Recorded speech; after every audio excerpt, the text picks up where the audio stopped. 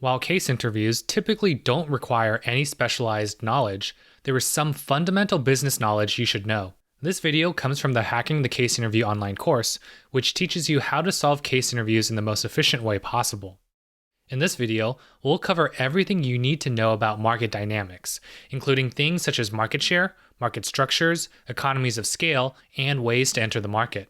This video will be especially helpful for those that don't have a strong business background. Make sure to try out the Case Interview online course for free.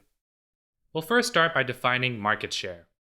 Market share measures how much of a presence a company has in a particular market. It is calculated by taking the annual revenue of a company in a given market and dividing it by market size. Market shares are expressed as percentages, between 0% and 100%. Here is an example. A national pet store chain with $30 billion in revenue sells pets, pet food, and pet accessories, with roughly 1/3 of its revenue coming from each. What is the store's market share in the pet food market if the pet food market size is $50 billion? We'll first need to figure out what the store's revenue in pet food is.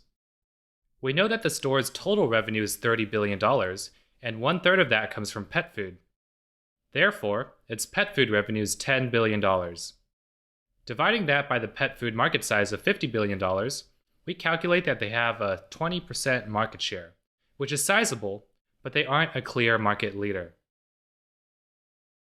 Now that we understand market share, we can talk through the difference between a fragmented market and a concentrated market. A fragmented market is one that has many different players, with each player having a very small market share. For example, if there are 100 different players in the market and each has 1% market share, then that would be a highly fragmented market. A concentrated market, on the other hand, typically has a few players, but each player has substantial market share. For example, if there are 2 players in the market and each has 50% market share, that is an example of a concentrated market. Typically, fragmented markets have low barriers to entry, and concentrated markets have high barriers to entry. This means that if a new company were to enter a market, it would be easier to enter a fragmented market than a concentrated market. Let's think about this intuitively. If barriers to entry were low, then we should expect a lot of different players to be in the market. Consequently, if barriers to entry were high, then we should not expect that many players to be in the market.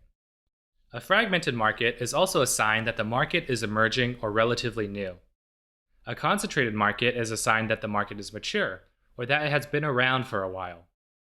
Generally, as a market gets older and more mature, consolidation occurs until there are only a few large players remaining.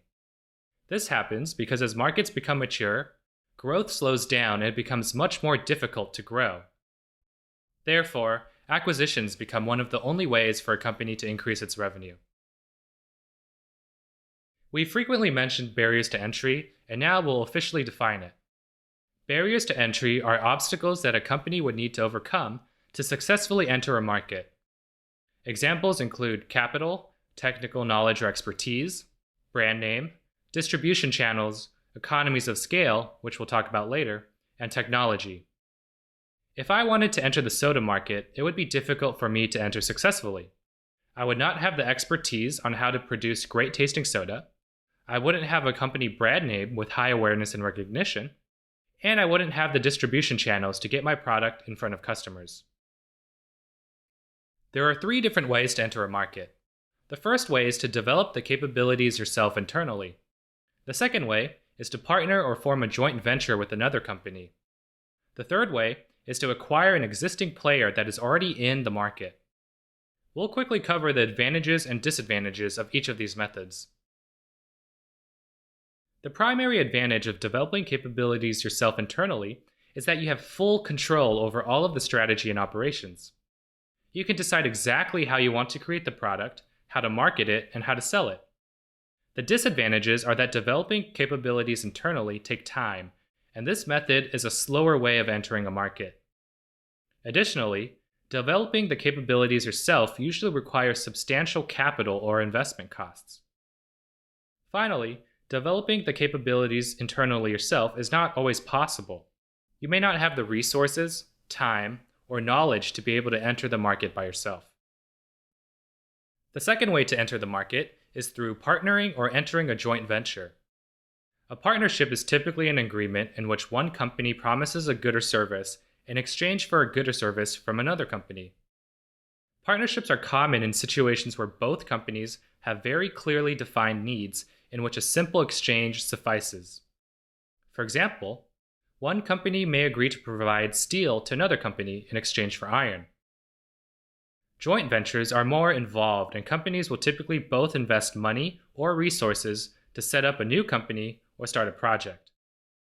Joint ventures are more common when a simple exchange of goods or services is not sufficient, and companies need to be more involved in managing the relationship between the two companies because the needs of both companies are changing or unclear. An example of a joint venture is an old legacy electronic hardware company forming a joint venture with a startup software company to create a new software product.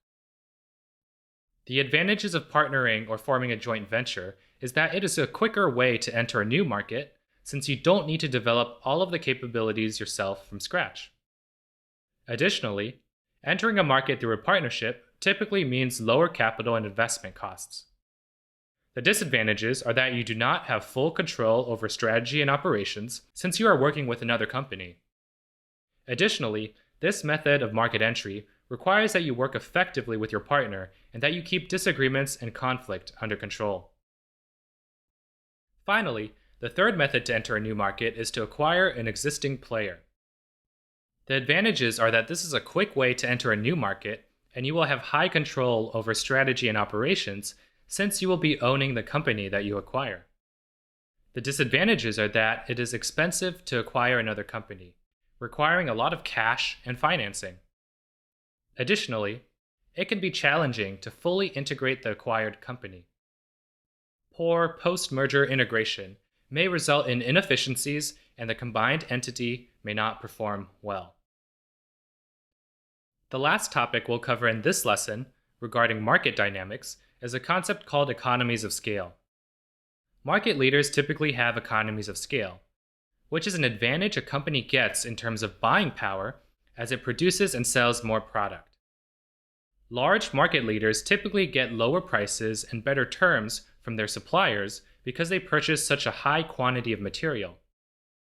In certain markets, new players will not be able to enter the market at all unless they have economies of scale.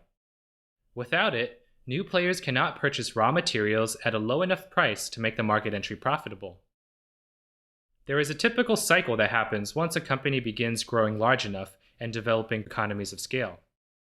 With the increased buyer power, the company can purchase materials at a lower price. Because of this, they have a competitive cost advantage and can price their final products lower than competitors. As a result of this, they can take share from competitors and grow their market share. As their market share increases, they get further economies of scale, resulting in even more buyer power and even lower purchase prices. In summary, being a market leader is highly advantageous because you get economies of scale.